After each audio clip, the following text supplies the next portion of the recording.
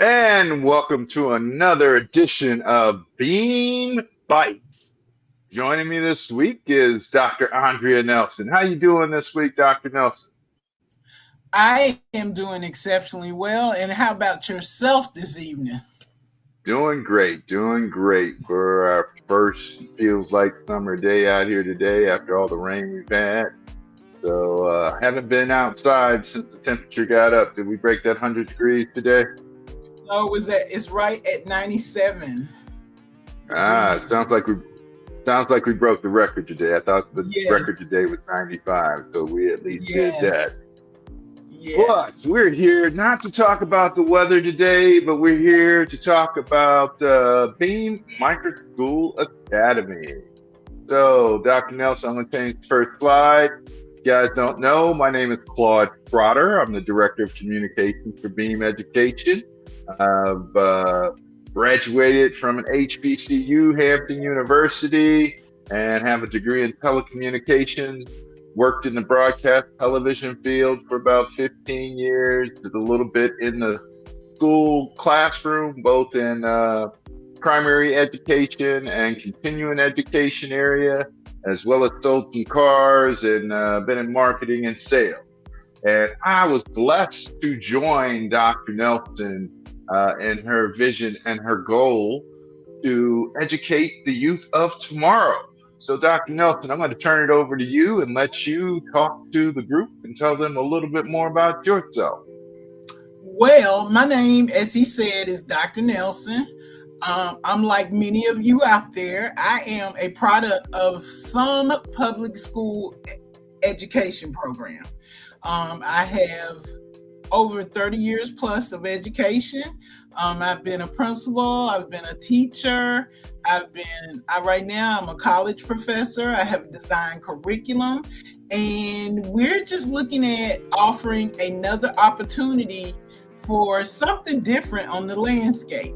So we're going to share that with you this evening, and we hope that we can get you excited about B.E.A.M Microschool Academy. And Mr. Trotter has brought up the first slide. So we're going to go ahead and talk about who we are. So as you heard, I have vast experience in education. And so therefore, as we look towards something that offers another 21st century alternative to education, let me tell you exactly who B.E.A.M Microschool is. B.E.A.M stands for Building Entrepreneurs Academically and Mindfully. We provide a program that is student-centered, hands-on, experiential learning through entrepreneurship.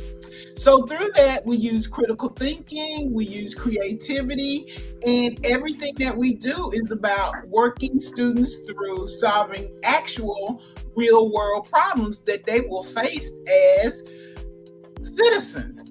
And then Yeah, our belief is that when we educate our kids, we should educate them through a lens of interest as well as building their confidence and at their own pace. Did you have something you wanted to add to that, Mr. Trotter?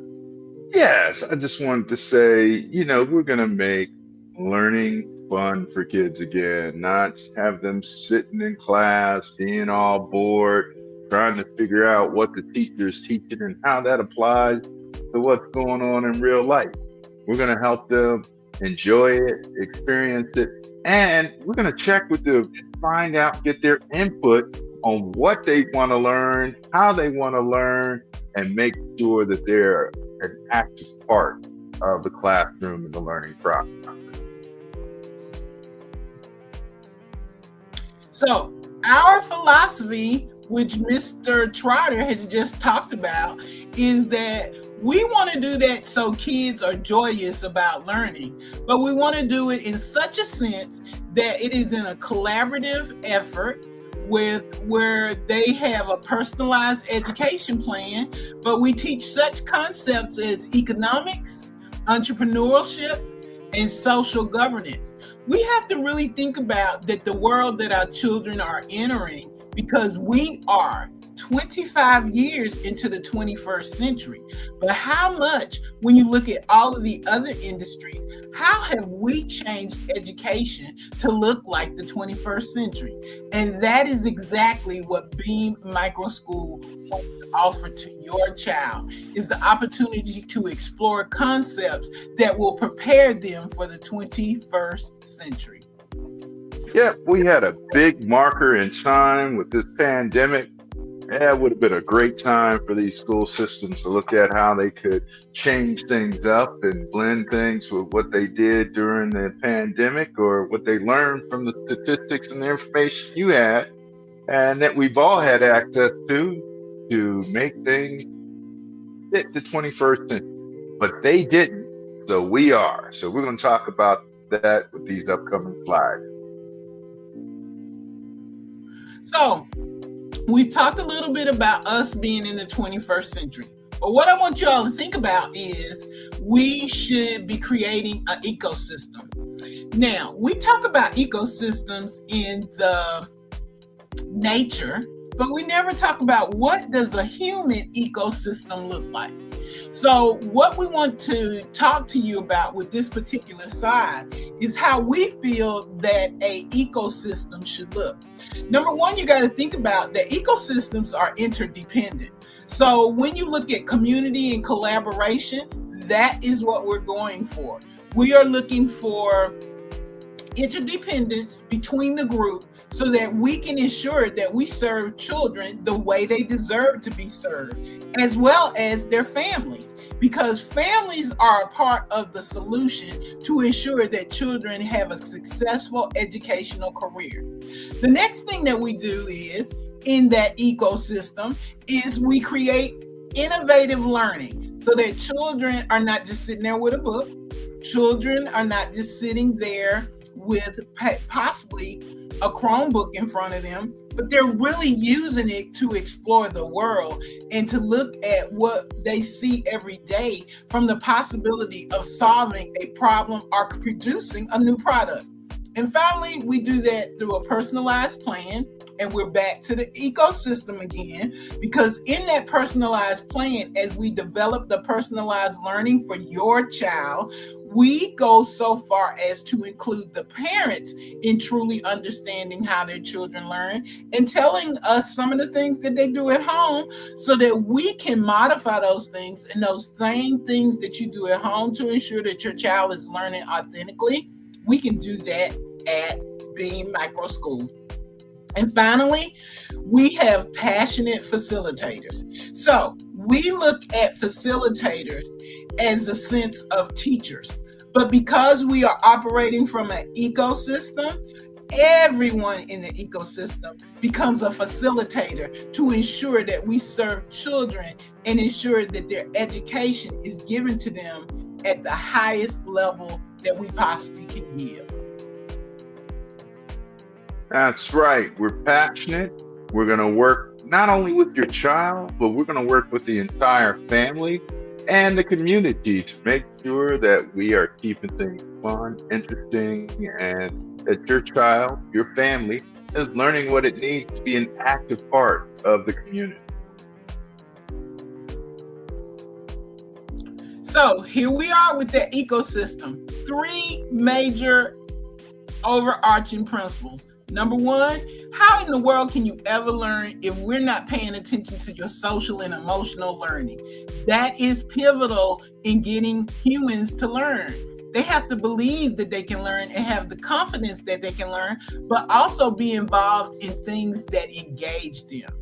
Then the other thing is that whole piece of community involvement, where we have families come together to really work on what specifically do I need to work on for my student.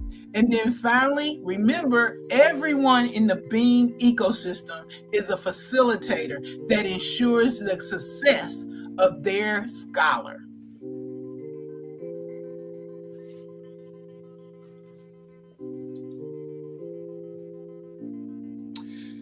We at B.E.A.M Microschool have some very specific offerings that do not look like the traditional public school, because it is our belief that every new model or framework that we see will fit perfectly into the 21st century.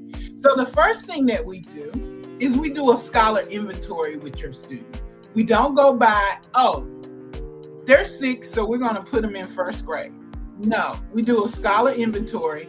And when we do that scholar inventory, we specifically look at 4 key principles. Number 1, we're going to look at their challenges. Where do their instructional issues lie so that we can provide support? And as you can see, that was the first one that I said, which is a mistake that a lot of times educators make because we don't think about children's strengths. We don't think about what are they good at. And so the other thing that we do, we look at where their strengths lie. So as we're working with your student, we're going to work on their challenges, but we're going to use their strengths to accelerate them, to build their self-esteem and their confidence. The next thing we do with the scholar inventory is that we provide the opportunity to see where your students' interests are, as well as how do they learn. Are they the learner that likes to tear things apart? My own son, when he was a little boy, he would take all of his trucks or his mechanical toys, and we would find toys that we bought on the floor because he was really interested in seeing how did this work. And so that is what we want to know. We want to know specifically, how does your child learn and what are their interests, and know both their challenges and their strengths. Then we do a family interview with extended families so that we can add those elements to their personalized education plan so that they are really working from the set of skills, the set of elements that make them successful. So then the other thing is, because we have all of this data around your specific child, we're able to not keep them in a stagnant grouping where they can't move in and out. So we provide flexible cluster grouping, meaning that based on your child's personalized education plan, we are able to move children as they accelerate and put them in different groups. And we're able to change those groups very fluidly and very flexible. Now, I know you're wondering, because I know you're reading where it says alternative arrival and dismissal time. We did that on purpose. Why is it we're sitting in the 21st century and we still have everybody coming to school at the same time, depending on if you're in elementary school, middle school, or high school?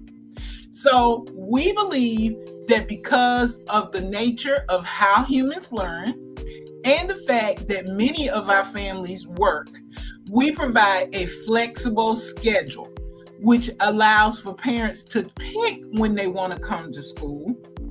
And so if you are a family that chooses that your child will come to school at 8, then they'll come at 8 and they'll leave at 3. Our other alternative is 10 o'clock. If your child comes at 10, then they will leave at 5. Now, I want you to hold on in your mind as Mr. Trotter and I talk about those 2 hours, because they become a very pivotal, important point to the program that we have to offer for B.E.A.M Microschool Academy. Now, they'll come in and they have that admission and dismissal time, but we're not closing the school at that time. We're open from 7 to 7, 12 hours a day, and check this out.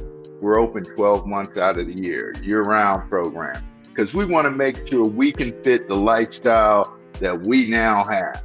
So we're there for you, we're there for your child, and we're going to keep the education and fun and learning year-round.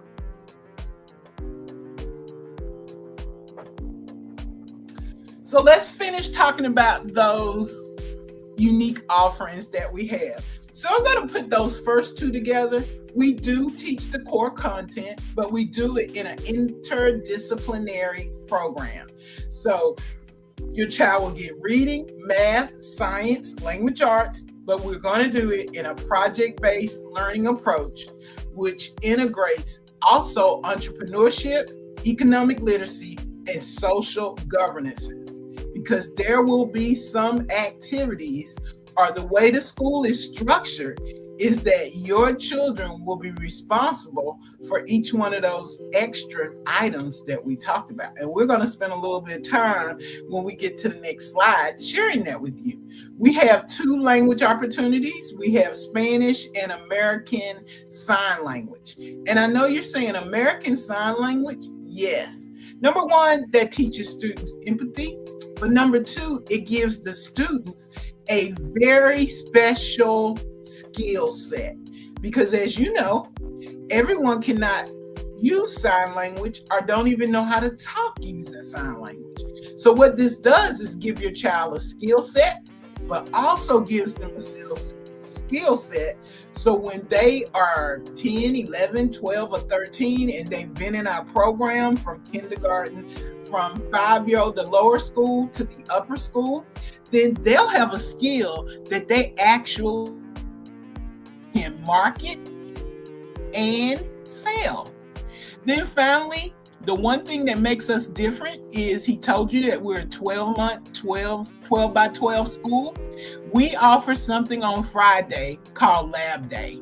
And so Lab Day stands for learning, applying, and building. On this day, everything that we worked on during the school week, now it's time to apply it to something that is totally 21st century. Those things include such subject areas as environmental stewardship, global citizenship, digital technology. And when we talk about digital technology, we're talking about etiquette as well and ethics, because this technology is coming at us so fast that we really have to start having conversations with children on positive ways that technology can be used and negative ways that technology can be used. And then we offer art and design, and we offer mass communication, because it is our goal that as you see us right now doing this podcast for you, doing this broadcast for you, our children will be able to do the same thing and take over the ownership of it all. That's right. We got a job waiting for you, and it's behind this camera and behind this board, because we want you to be able to do what we're doing right now. We want you to be able to customize your news, your programming, your information, your desires of what topics interest you, customize them, and share them with the world. And since I've got 15 years of broadcast experience, I'm looking forward to teaching you and your kids how to do just that. Now, we've talked about what we can offer to you as a family, because B.E.A.M Microschool is an ecosystem.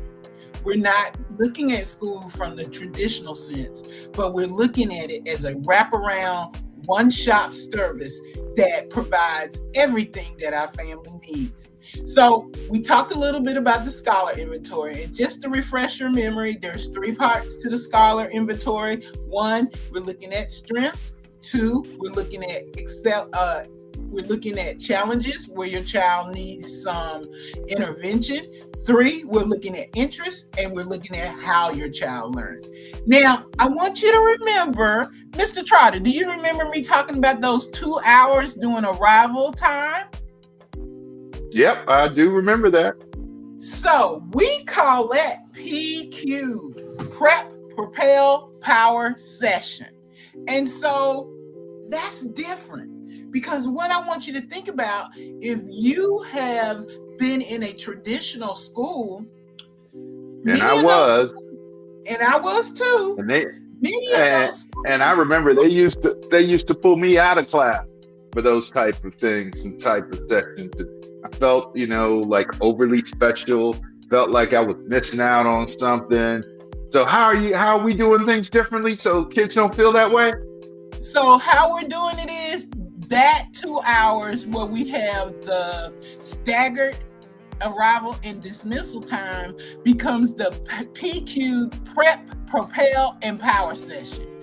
During that session, because we have developed a personalized education plan for your students, that is when we work on their interventions of where their challenge lies.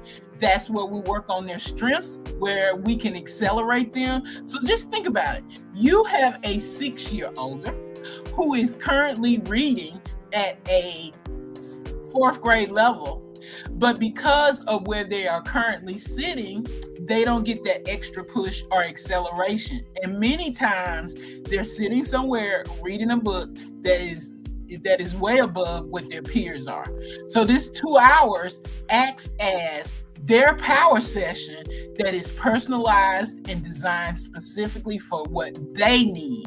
And then the other thing I want you to think about, in most traditional school settings, just because of the number of kids, because we forgot to tell you this, we will only have 150 students in each school. And Why? on top of why? Because we want to personalize that instruction so well that not only do we know exactly where children are, but we want to know their families really well. And so that is why if we decide we're going to open up another school, it would only have 150 students in it. So, but with that personalized plan, I want you to think about these numbers. Because I was a principal and I had 22 kids to 25 children in a room. And so a lot of times teachers and specialists might pull those students. And when they pull those students would usually get 30 minutes, maybe 3 to 4 times a week. 30 minutes, even if I say 3 times a week, 30 minutes, Mr. Trotter, is only 120 minutes. Now, think about 2 hours every day for 4 days a week.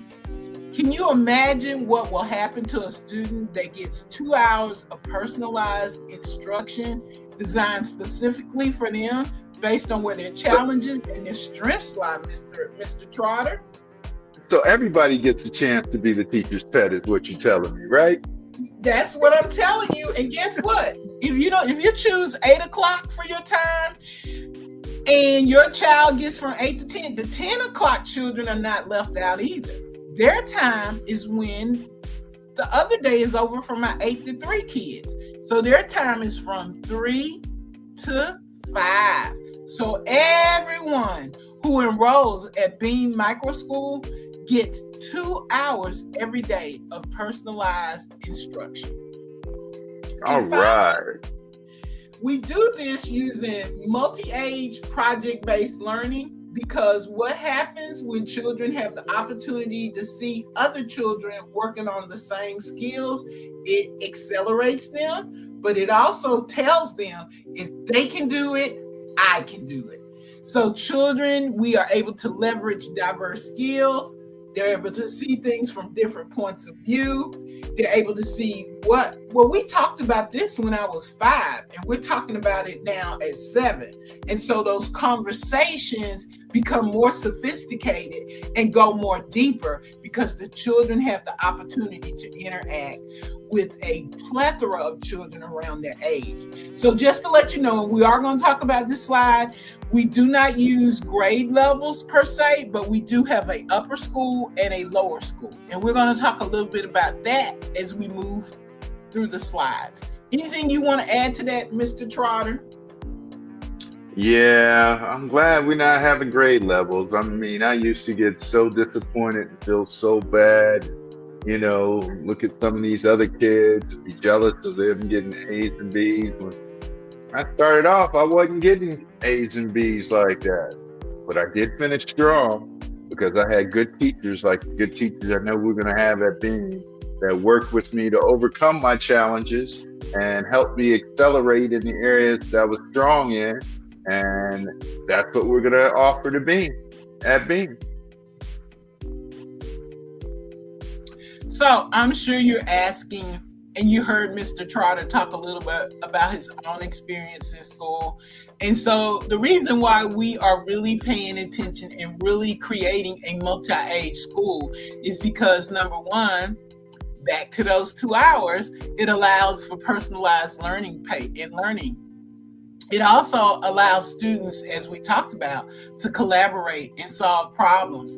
And there's a lot of social benefit, especially if you start to really look at the research on how use of technology is impacting two generations, Generation Alpha and Generation Z. Generation Z are the children who are now in their 20s, late 20s, early 30s, who have been digital natives all of their lives. And so there is a need for us to be very proactive in how we support socialization as well as collaborative efforts within what we call school.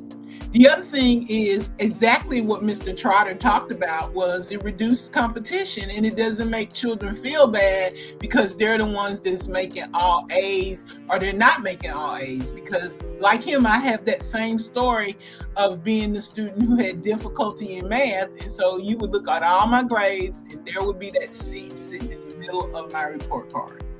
So then the next thing is, because students will have ICANN charts and they will be meeting with the facilitators every day to look and see how well they have set their goal and what is a drawback to what is causing them not to be able to set their goal.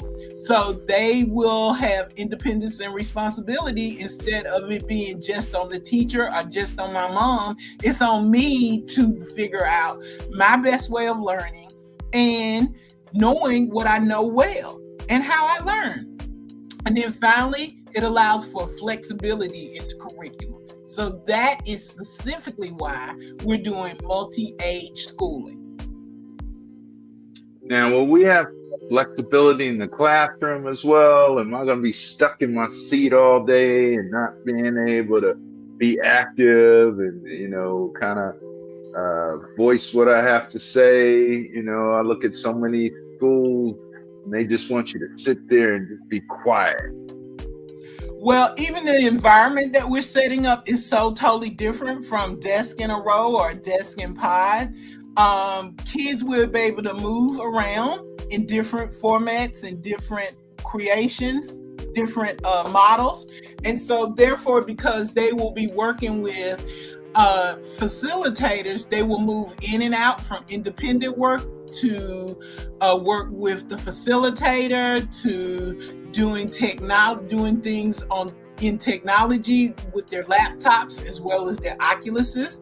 But what we want from children is to understand the power of the time that they are born in, because there is so much opportunity for children to take the reins and be so ready for what is to come in their life.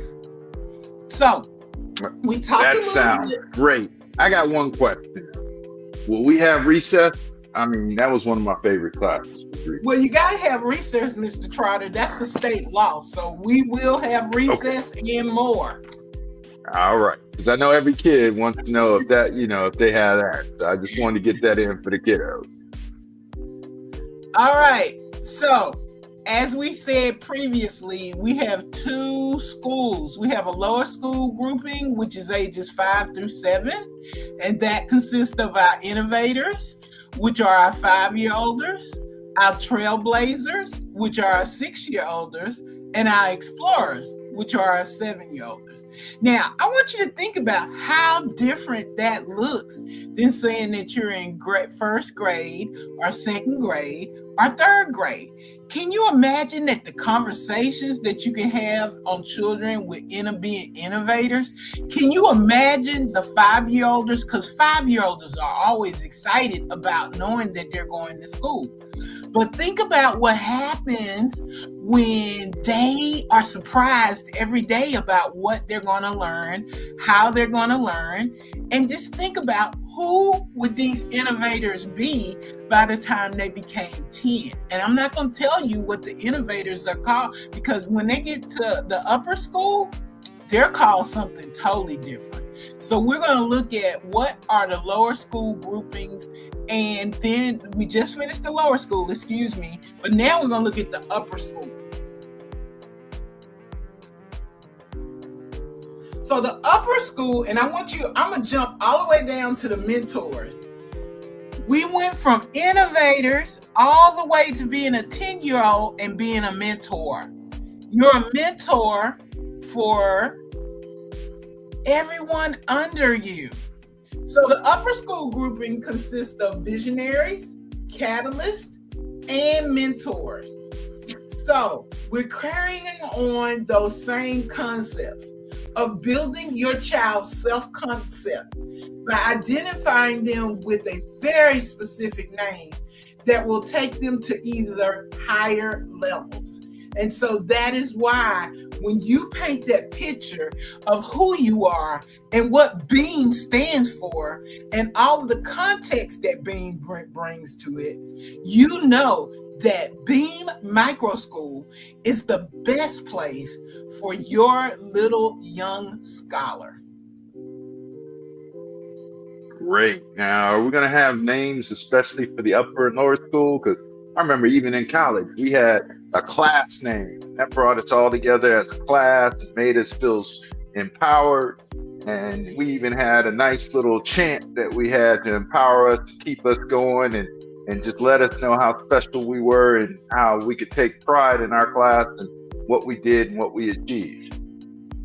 Well, you know what, Mr. Trotter? I believe that that's an excellent idea, but I think it would be for the children as we teach them about voting, as we teach them about social governances, how you work together to collaborate, and that sometimes you might choose something, but it might not be the thing what the whole group wants.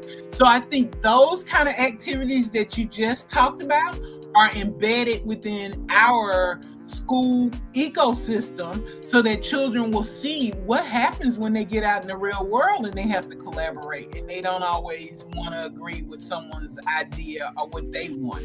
And so I think that when we start setting up environments that would look more like the real world, children won't be in a crisis when they get that diploma from high school. Yeah, that's what we did in college. We got together as our class and we voted on what our name was. So I'm glad to hear that the kids in the different groupings will be able to do the same. So I can see, Mr. Trotter, that you pulled up one of our sample lessons. So we're going to share with you one of our sample units that the units usually last for 6 weeks. And so you're going to see this unit presented for upper school, and then you will see the unit presented for lower school. And we're going to do lower school first. But the whole goal of this particular unit, which is called the Eco-Innovator, Entrepreneur for a Sustainable Future, the whole unit is about children figuring out what environmental issues that we have, because think about it, we're in the 21st century and we have climate change. So we don't start having that discussion and relate it back to the content areas, then our children won't have the opportunity to really think about some of the big issues that are occurring in the world today. So through this of them identifying an environmental issue, they're going to take entrepreneurial skills, and as they brainstorm, as they do all of these different things to research what are some of the environmental issues, and then brainstorm to come up with some of the solutions for it, they will produce either a product or a service that will help the environment. Now, of course, you know that's going to look a little different when you're in the lower school, and I want you to pay really close attention to how the standard changes when we jump from lower school to upper school. And so now, because of this, they're doing real world application, but they're having to apply all of their academic knowledge that they've been working on. Now they have to do it in a project-based setting.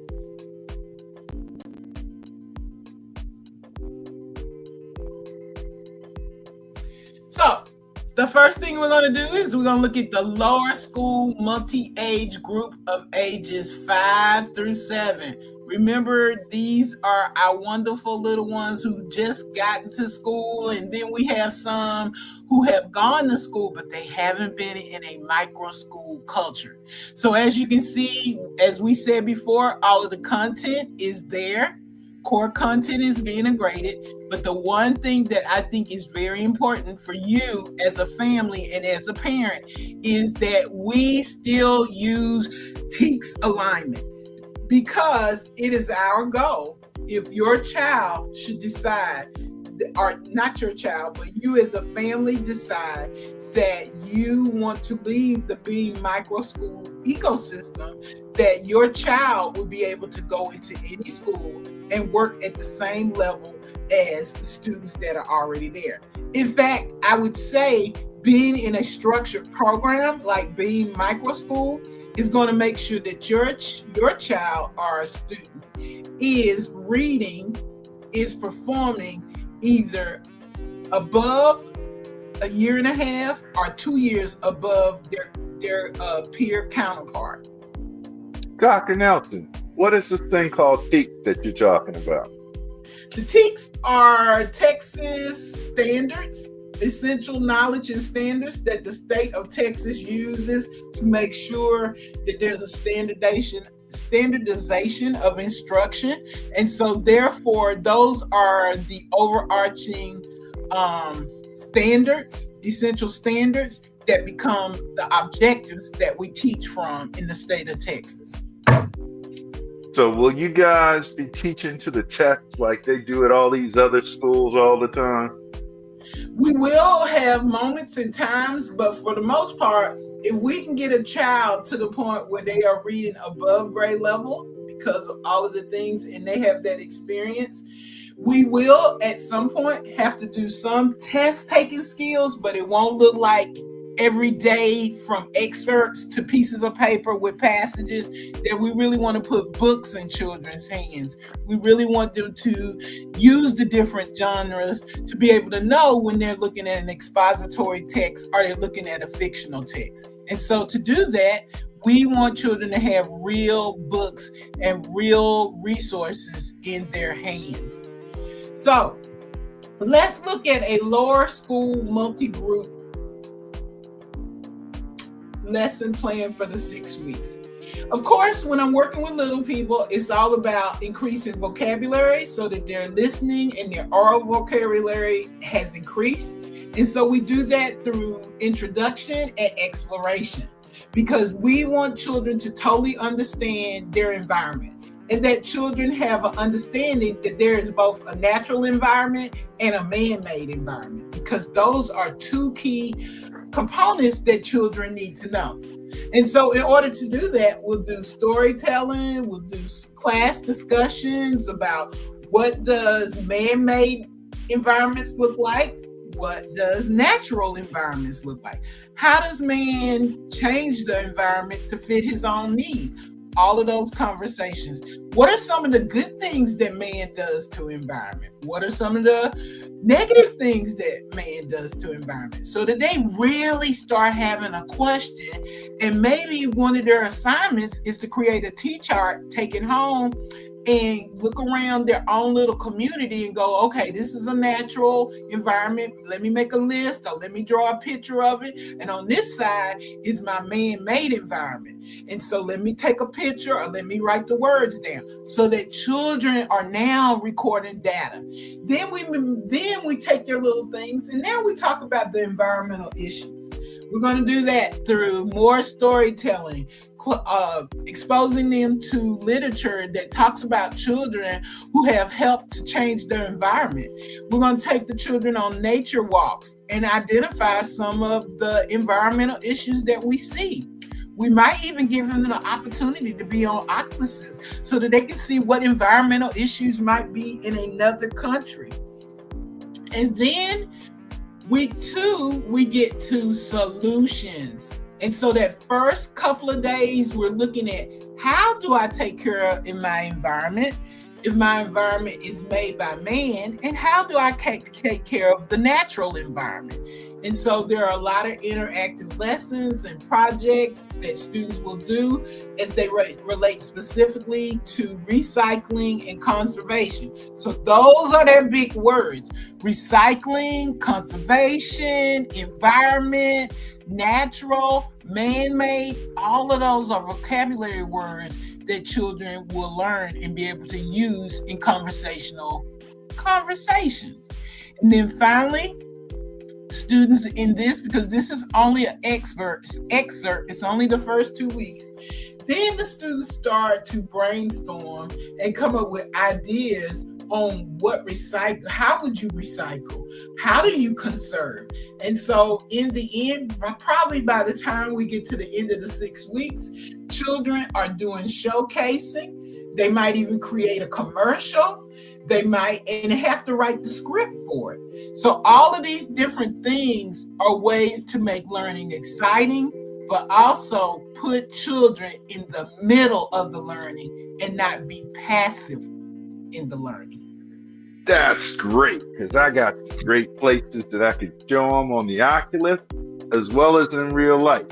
I know on the Oculus, I'm looking forward to taking them up to the space station so they can see the Earth from above and see what we're responsible for taking care of. And I'm also looking forward to taking them deep into the ocean as well, because I've been on a virtual and real virtual field trip and a real field trip to go swimming with sharks. Now, while I probably can't get a parent release to allow them to go swimming with sharks for me in real life, sure I can get the parent to allow me to take them swimming with sharks in the Oculus so they can see what's going on without losing a finger or a foot or two. So, and then, we got some great parks around here. Can't wait to take them out and show them some of the real nature stuff in real life. I know I was a Boy Scout coming up. Were you a Girl Scout, Dr. Nelson, when you came up? I was a Girl Scout, so I did all of those things, and we're going to have a Girl Scout and Boy Scout troop at B.E.A.M Microschool Academy. Great. So, we can take them out and show them some of that science stuff and some of the social studies out there, and what was that? Cedar Creek Park that's around here, and Mountain Creek Lake, and all the different areas we have here that we can take the kids out to.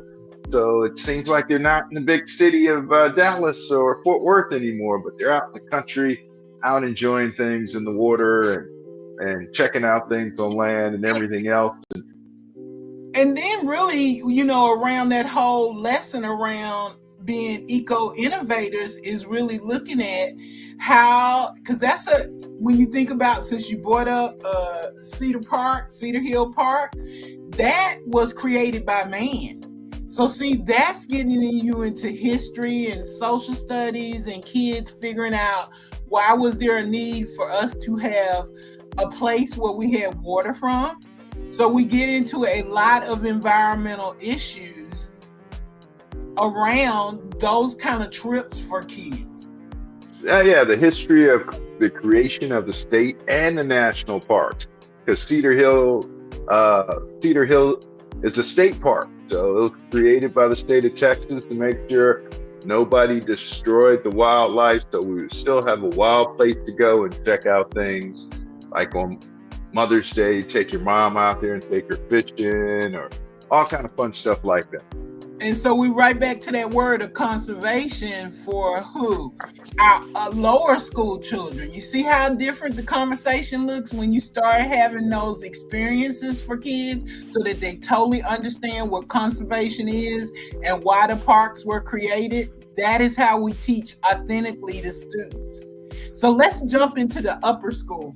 As you can see, the upper school multi-age group is kids that are 8 to 10. As you can see, this particular slide is the same as slide that we showed for the lower school. However, the tics are different. And so because the tics are different, the sophistication of what the student will learn moves up another level. So Mr. Trotter, if you could share that next slide. Happy to. So what I want you to look right off is that you see we're laying the foundation. And so as we laid the foundation, remember we were in the other one, we were just doing discovery, getting kids used to certain vocabulary and talking about those different things. This lesson is totally on sustainability. This unit is on Eco Innovator, but because we were upper school children, they're going to be looking on sustainability and entrepreneurship. So when you think about sustainability and entrepreneurship, I want to jump you back to our lower school where kids were learning about the environment, they were learning about conservation, they were learning about recycling. So those are the vocabulary words from there. But here they're about sustainability and entrepreneurship.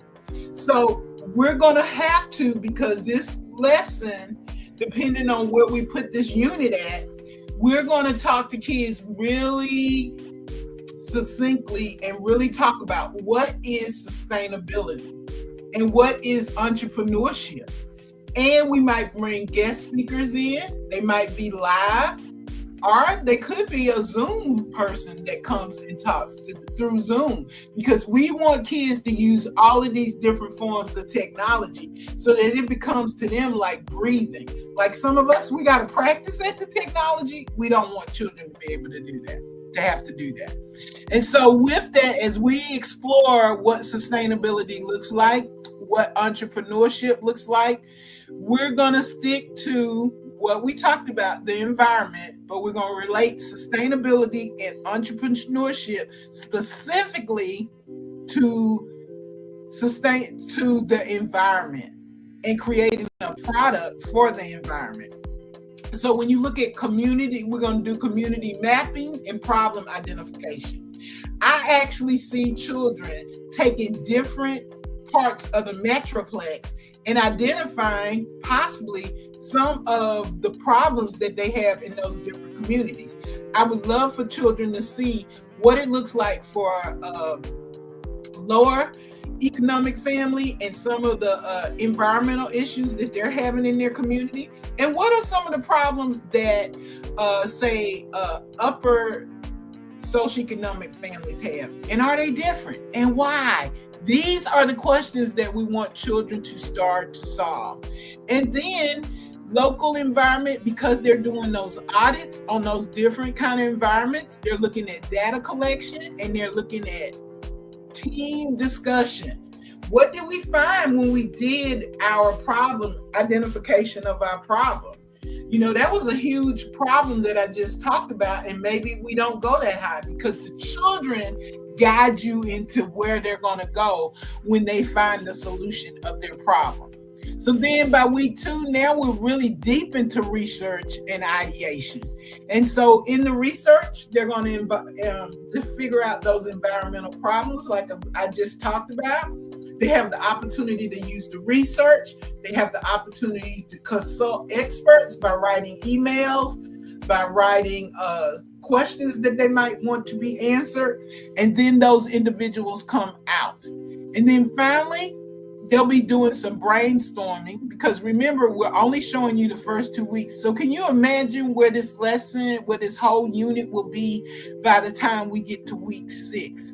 And so now they're working on coming up with ideas about how do I find out what are the environmental problems?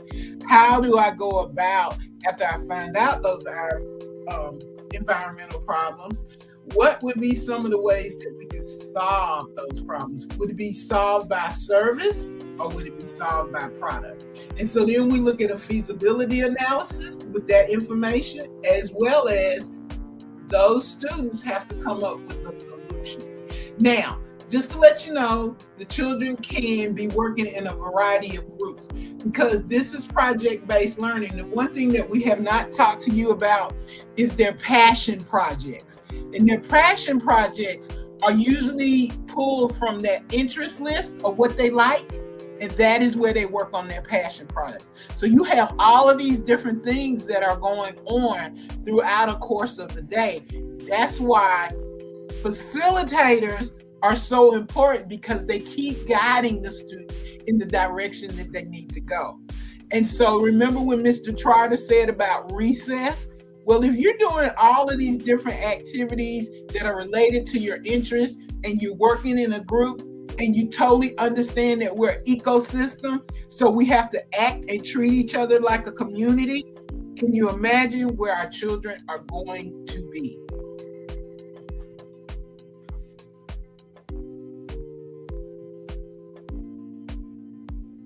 So what do we have to do to get you to join us in changing the way education works for your child, your family, and our community?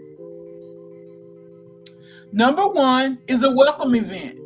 What you're doing, if you're watching this with us, you are doing a welcome event because we want to get to know you more, but we wanted to set the stage so that we would tease you just a little bit to find out more about B.E.A.M Microschool. The next step is you're going to reach out to us. Either you can go on our website, look up our number, and call us and leave us a message. But the best way, I think, is to do the information at beameducation.org, because then we have a written message of exactly what you want. Once we have had an interview with you and you're saying, yes, this is a good fit, I like it, we move into the scholar inventory. And that is what we talked about, those 4 things. We're looking at what your child's strength is. We're looking at where their challenge lies. We're looking at what their interests are. And we're looking at how they learn. And we're doing the interviews with families to see more and understand more about your family dynamic. And finally, number 4 is the personalized education plan that turns into the personalized education portfolio. And with that, you become a part of the B.E.A.M Microschool Academy, so you are now ready for orientation and integration.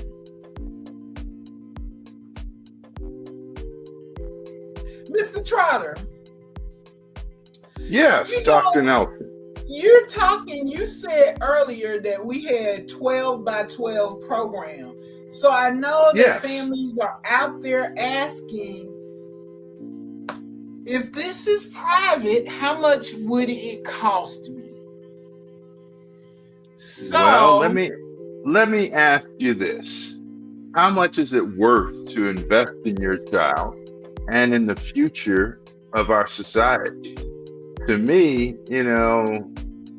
I think whatever is a reasonable investment is going to be worth making sure that the kids that I'm responsible for are able to carry on the baton that I passed to them and pay into that Social Security. So we got a little something to live off of too. But really, looking at this, it might seem like a lot, but when you break it down, since we're open 12 hours a day, 12 months out of the year, when I broke down the numbers, it comes down to less than $7 an hour to invest in a child, about $6.68 an hour to invest in a child's future, to invest in our community. And that's before you look at adding the voucher program that were just approved. So, can you add that other thing, Mr. Trotter, because we know with all that's going on in the United States today and with how much things are costing, what we do have to offer, which we do not have shared in the slides because we would rather have that conversation when we're doing the personalized interview, the family interviews, is that we have a sliding scale. Yeah, we're going to work with you, and we're going to work with you and the sweat equity that you're willing to put into being and into the education of your child and your community, because we all benefit from well-educated childs that break the school to prison pipeline. We want you out there being able to have children that are out there being able to be positive contributors to society, and not just positive contributors, but business-minded and business owners, so that they're contributing not only in a positive way, but they're contributing by helping to employ others as well. So don't look at the price as sticker shock. Look at the price as they want to help. Investment. As an investment. And know in your family, in your child, and in our community. And for those that want to contribute to the community or the future of our community, you don't have to have a child. You can go to beameducation.org and you can make a donation so that you can still invest in the positive outcome of the kids in your community and our community as well. So everybody's looked at these numbers. I guess the next question is, what if they have more than one child that wants to go to the school?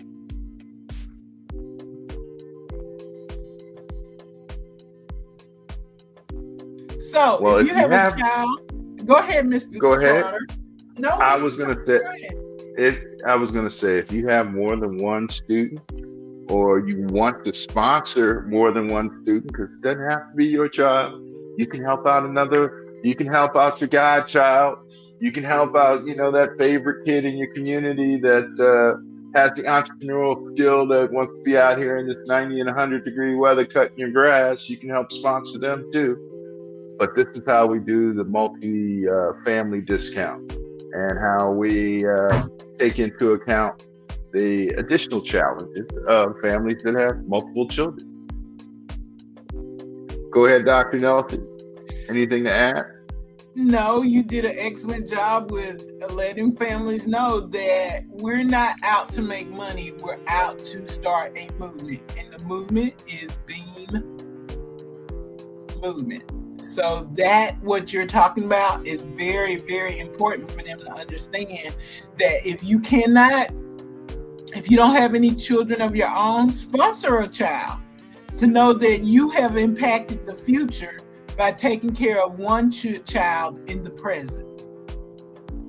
And that's right. If you got a church group, social group, you can sponsor a child. You can help start a scholarship, because we all know the better we start them off with a good foundation, the better they're going to be off in their entire learning career.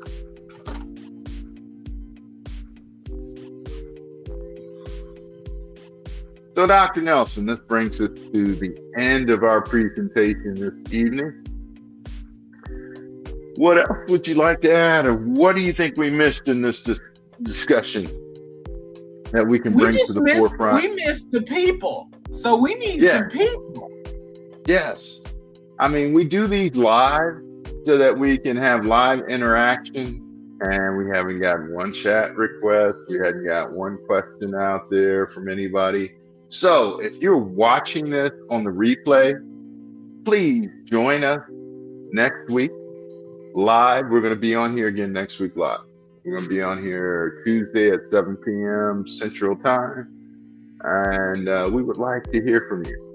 Even if you can't make it live, you can email us or drop a comment on a question that you might have, and we'll answer it live on the screen. You know what, Mr. Trotter, the other thing that you can suggest, and I'm saying it so he doesn't have to say it, if you want us to come out to your organization or your group to talk about B.E.A.M, you heard this on Facebook. I couldn't believe it when I heard it. So I'm going to invite them to come out to my group or my organization or my church to talk more about B.E.A.M Microschool Academy and about becoming a part of the B.E.A.M movement. Wouldn't you agree, Mr. Trotter? I would totally agree. And maybe we need to come up with some type of contest to get some people on here live, some type of live giveaway of B.E.A.M swag or something like that we can give away to help people join us live and help bring some energy to the broadcast. I mean, we got some good music playing in the background. So we got things bumping up here. We want you to join the party. So come on out and join us at B.E.A.M. You can register at beameducation.org. You can email us at info@beameducation to get more information. You can go to www.beammicroschool.org to find out more information about the Microschool. But we're looking to have others join us in making a difference while we make a living. So please come on out and join. Anything else you have to say, Dr. Nelson, before we get I ready to just sign want off for everyone today? to have a safe and peaceful night. And I look forward to meeting more people who feel like us, that the more options that we have in education, the more we'll be able to educate our children, because we're not all cookie cutters. So there needs to be a lot of different models out there that support how each one of us learn. That's right. That's right. So until next week, thank you for joining us, and we will see you there.